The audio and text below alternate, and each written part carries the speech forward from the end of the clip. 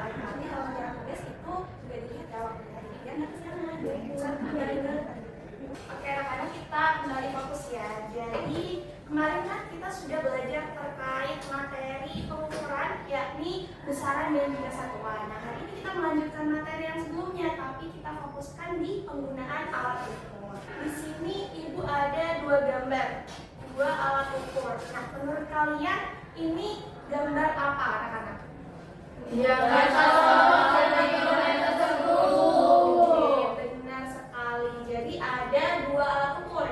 Jangka sorong dan juga mikrometer sekro. Menurut kalian, mengapa kedua alat ini itu mengukur benda yang berbeda dan menghasilkan hasil yang berbeda juga?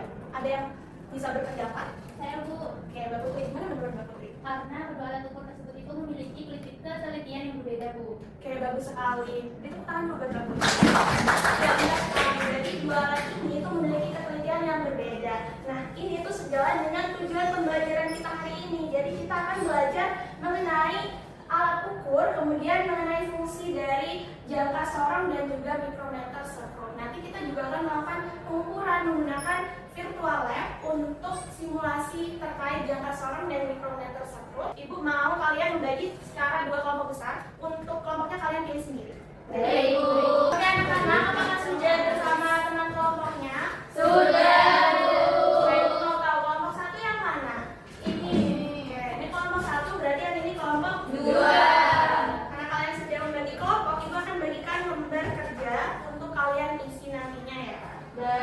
Untuk lembar kerjanya ini individu, tapi nanti kalian diskusinya secara berkelompok gitu ya. Baik, Bu.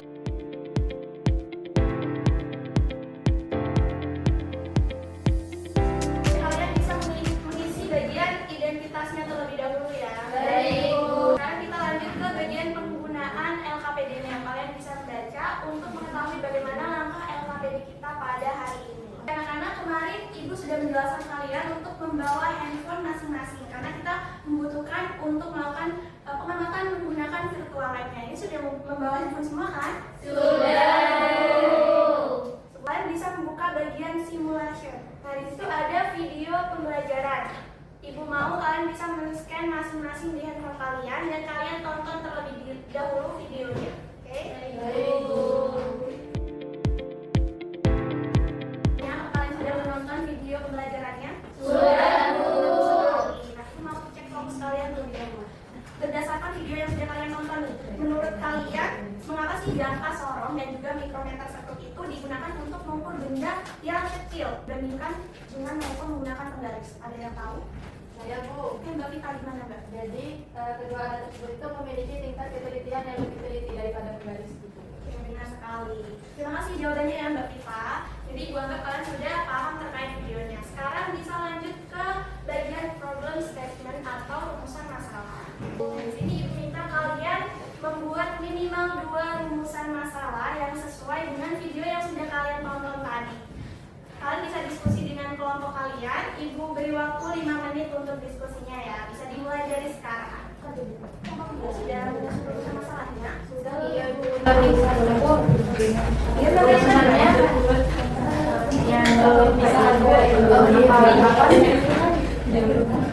Seperti apa perbedaannya? Iya, bagus sekali. Mungkin bisa dipastikan seperti ketelitian dari jangka sorong dan mikrometer sebenarnya itu bagaimana? Iya. Baik. Kita lanjut ke halaman berikutnya di bagian data collection. Jadi di sini kalian bisa menyiapkan handphone. Maka bisa diperhatikan terlebih dahulu. Jadi nanti tampilannya itu akan seperti ini ya.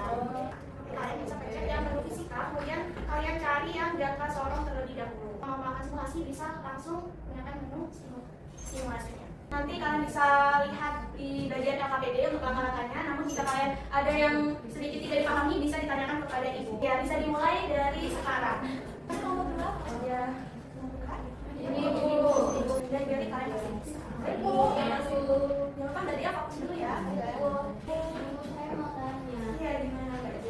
Baca skala Indonesia gimana itu? Ini bacanya dia di yang pertama bacanya saya di skala kamu dulu ya, di angka berapa? Dan juga skala ada di lain sama nius. Jadi kalian lihat dulu di skalanya baru kalian cocokkan ke nius.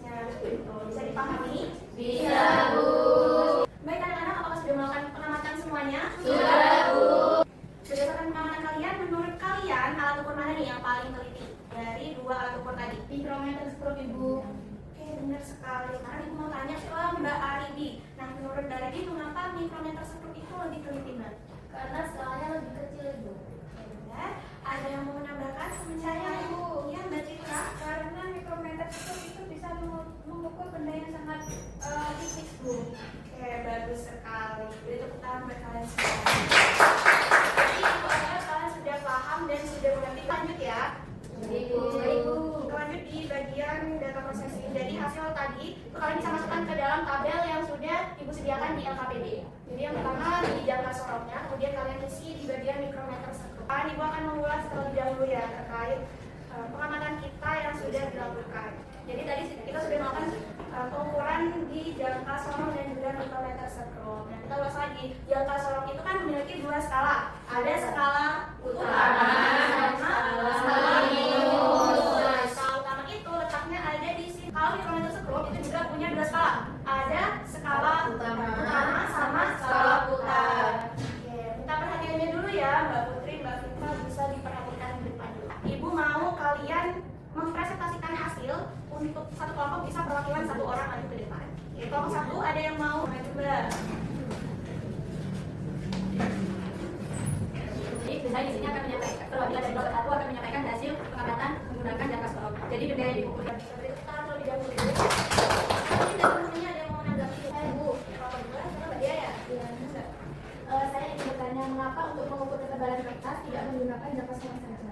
Jadi untuk pengukuran menggunakan kertas itu lebih tepat menggunakan mikrometer sekrup karena kan mikrometer sekrup itu kan ketelitiannya itu lebih tinggi gitu. Terima kasih Mbak Dia atas pertanyaannya. Mbak Dia juga terima kasih, bisa duduk kembali. Jadi kita buat kalian. Temen yang lain bisa diperhatikan ya temennya untuk presentasi dan kalian bisa mencatat poin-poin pentingnya.